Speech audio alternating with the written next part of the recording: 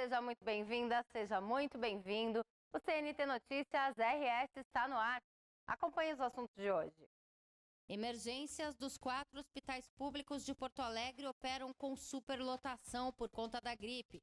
Casos mais críticos chegam a 320% de ocupação. O estado está em situação de emergência em saúde. INSS muda regras. Benefício por incapacidade temporária passa a ser liberado sem perícia presencial para afastamentos de até 90 dias. E ainda o clima de Copa já toma conta do país. A gente vai ver a rua que se transformou em um grande mural a céu aberto, com arte, cores e muita torcida pelo Brasil. Isso e mais agora no CNT Notícias RS.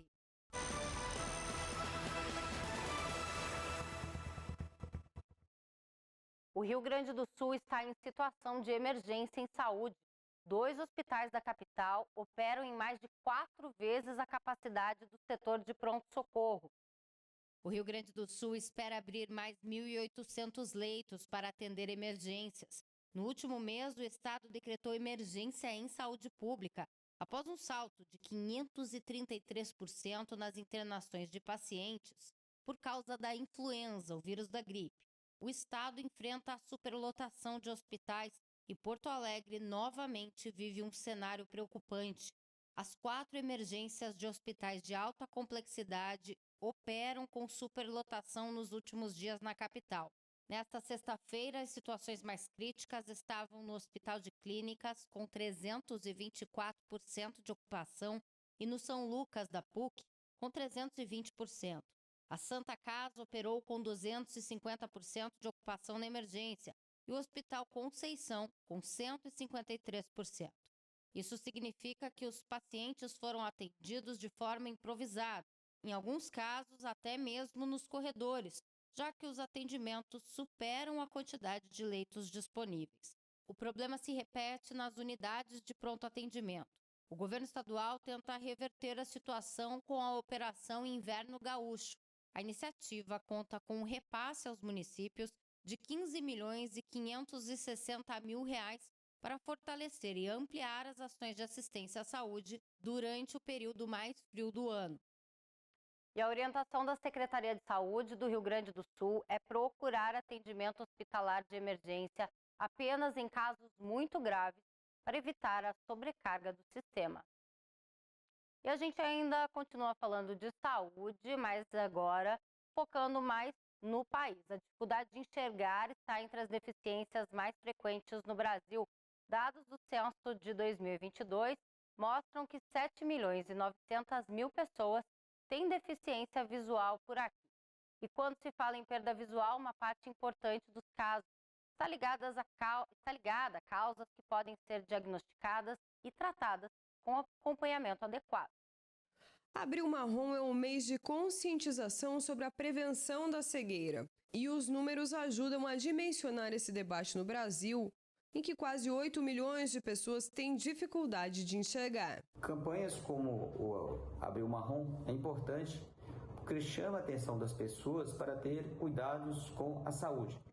O caso que acontece com o câncer de próstata, o câncer de mama, o abuso contra crianças e adolescentes, contra a violência contra as mulheres. Isso é importante, que está sempre chamando a atenção das pessoas para a importância que existe com esse controle na sociedade e na vida pessoal de cada um. Quando o assunto é cegueira evitável, o especialista chama a atenção para problemas bastante conhecidos da população.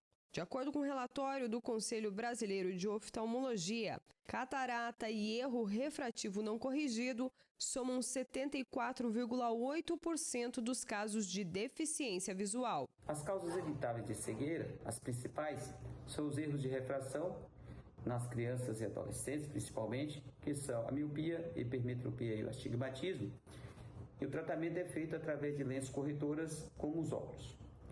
O glaucoma é uma doença comum, é uma doença indolor, que se não tiver um acompanhamento de rotina, um cuidado de sempre ir ao oftalmologista, você pode ter um glaucoma e ser descoberto numa fase já avançada da doença. O glaucoma aparece entre as maiores preocupações, justamente porque pode avançar sem dores e sem sinais perceptíveis no começo. Quando o diagnóstico demora, o risco de perda visual irreversível também aumenta. A perda da visão irreversível, ela ocorre mais no glaucoma, por ser a doença mais frequente. Mas isso é evitável, desde que a pessoa tenha um controle periódico, a consulta periódica ao oftalmologista, o diagnóstico sendo feito de forma precoce, o tratamento existe e pode retardar o aparecimento da doença, como frear. A doença para de progredir e a pessoa tenha a visão normal ou bem próximo do normal, a depender da gravidade de quando é feito o diagnóstico. Por isso a importância do diagnóstico mais cedo. Outro ponto importante é que a perda de visão não afeta todas as idades da mesma forma. Os dados mostram que a deficiência visual cresce com o envelhecimento e atinge proporção muito maior entre os idosos. No caso da catarata e da degeneração macular relacionada à idade, por exemplo, o avanço pesa diretamente no aumento dos diagnósticos. As doenças degenerativas, como a degeneração macular senil, ela ocorre mais tarde na idade, a partir dos 60 anos, 70 é o mais frequente, e o resultado do tratamento precoce retarda também a perda da visão. Além das doenças diretamente oculares, existem alterações da visão ligadas a quadros sistêmicos, como diabetes e hipertensão.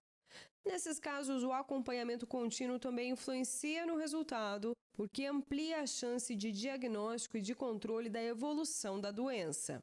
Já as alterações secundárias às doenças sistêmicas, que chama atenção, as mais frequentes, é a retinopatia diabética e a retinopatia hipertensiva. Mas se o paciente é bem acompanhado, o diagnóstico dessas doenças e alterações oculares são feitos mais precocemente e o tratamento dá melhor resultados. A seguir, o INSS muda regras de perícia para concessão de benefícios por incapacidade temporária. Voltamos já.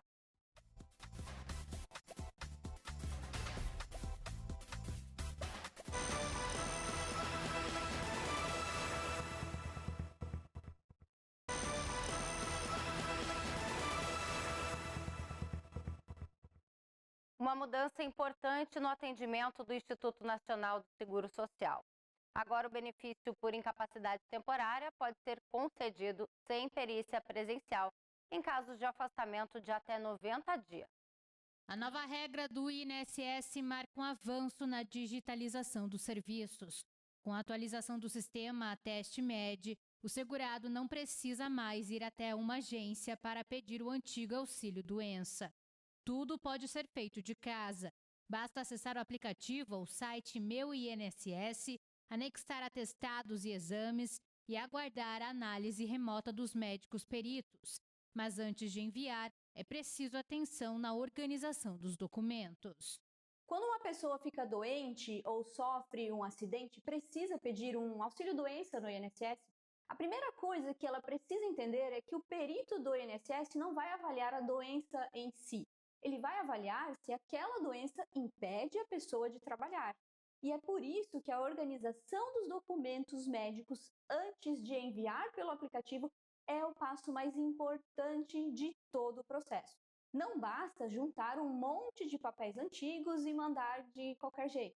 O atestado médico, ele precisa ser recente, ter a letra legível, carimbo do médico, tempo estimado de afastamento e, principalmente, deixar muito claro qual é o problema de saúde que afeta o trabalhador. Antes, esse prazo era de até 60 dias. Agora, documentos que indiquem afastamento de até 90 dias podem ser avaliados sem a necessidade de perícia presencial. Mas atenção, se houver erros ou informações incompletas, o segurado pode ser chamado para uma perícia presencial. Se o perito olha o atestado e os exames e não consegue entender qual é a gravidade do problema ou como aquilo atrapalha a profissão do trabalhador, ele é obrigado a negar o pedido. A falta de clareza no papel é o principal motivo de indeferimentos hoje em dia.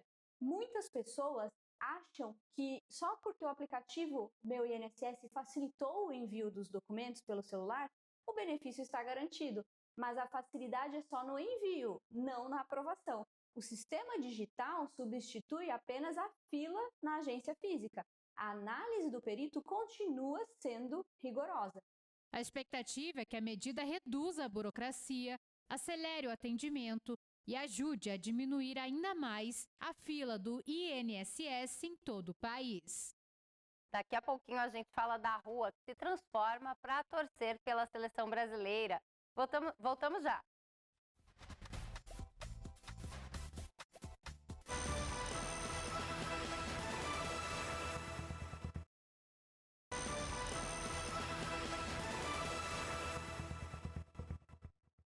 A paixão pelo futebol vai muito além dos estádios e os torcedores já se preparam para assistir aos jogos da seleção brasileira. Agora a gente mostra uma rua onde os moradores se reúnem a cada mundial para transformar o asfalto em um verdadeiro mural a céu aberto. É o espírito de Copa do Mundo. Na rua Pereira Nunes, a tradição já dura 48 anos. De 4 em 4 anos, vizinhos se reúnem para pintar o chão e as paredes com as cores do Brasil e símbolos do futebol. Além do verde, amarelo e azul, o mural deste ano traz também as bandeiras dos países que vão sediar a Copa: Estados Unidos, Canadá e México. Pinturas dos jogadores também fazem parte da decoração. E a expectativa pela vitória brasileira já toma conta da rua. Vai ter o telão, como sempre tem, festa. Vou ser sincero, tá? Se passar da primeira fase, eu tô super feliz, cara. Não vou mentir aqui, eu acho que jogar conversa fora não vale a pena. Eu acho que o futebol não está demonstrando muita vontade de torcer, mas como a gente é brasileiro, a gente está sempre acreditando em tudo. Vamos torcer para o Brasil ser campeão. O troféu do Mundial e ídolos do passado e do presente, como o Vinícius Júnior, ganham destaque nas artes que tomam conta da rua. Para os organizadores, mais do que decoração, o mural carrega uma mensagem de união, paz e inclusão entre os povos. E a torcida segue confiante. Essa será a primeira Copa do Mundo sob o comando do técnico italiano Carlo Ancelotti. É um privilégio muito grande, né? Eu tô aqui desde que eu era pequeno, desde que eu tenho o tamanho dele. Então, assim, tá mais um ano aqui participando da ornamentação da Copa. E agora, com mais uma geração, é muito importante, é o que o Celso sempre fala, assim.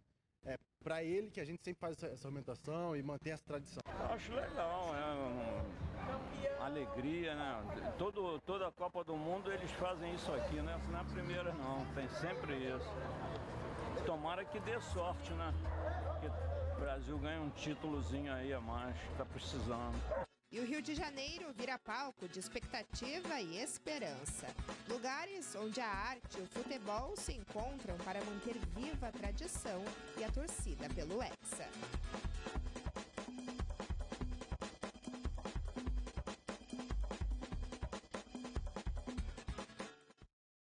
Por aqui a gente também já está se preparando para torcer pelo Brasil. O CNT Notícias termina por aqui. Eu te vejo no próximo jornal. Até mais.